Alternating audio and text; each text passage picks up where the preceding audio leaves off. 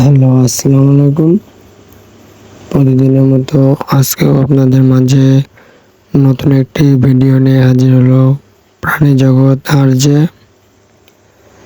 আজকের এই খামার মূলত নাটোর জেলায় হাতীবান্ধা ইউনিয়নে অবস্থান করতেছে। এই ছাগলের ফার্মটি মূলত একটি কৃষক ভাই তার বাড়ির পাশে ছোট্ট একটা ঘর তুলে ছাগল লালন পালন করেছে। এই ছাগলের ফার্মটি 2012 সালে তিনি একটি মাত্র ছাগল দিয়ে লালন পালন করা শুরু করেছিলেন। ছাগলের ফার্মটি যিনি দিয়েছেন তার নাম মোহাম্মদ আশরাফ আলী।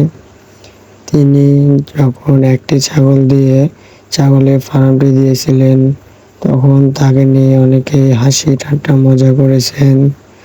সবাই তাকে খারাপ চোখে দেখেছেন, সবাই তাকে পিছনে টানার জন্য পড়েছিল। কিন্তু সেই কিছু বছরের ব্যবধানে আজকে সে অনেক ছাগলের মালিক হয়ে গেছে। তার খামারে এখন প্রায় অনেক প্রজাতির ছাগল আছে। সে এখন প্রায় 2 থেকে 300 ছাগলের মালিক। এই ছাগলগুলো সে মূলত এখন দেশে না দেশের বাইরেও বিক্রি করতেছে।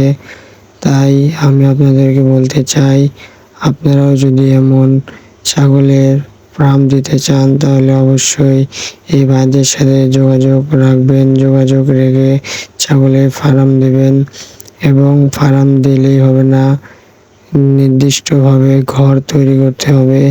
আর নির্দিষ্টভাবে ঘর তৈরি করার জন্য আমি এর আগেও একটি ভিডিও ইউটিউবে আপলোড করেছি, আপনারা চাইলে দেখে আসতে পারেন। খোদা হাফেজ। আজকের ভিডিও এই পর্যন্তই। আপনারা সবাই ভালো থাকবেন। বাই।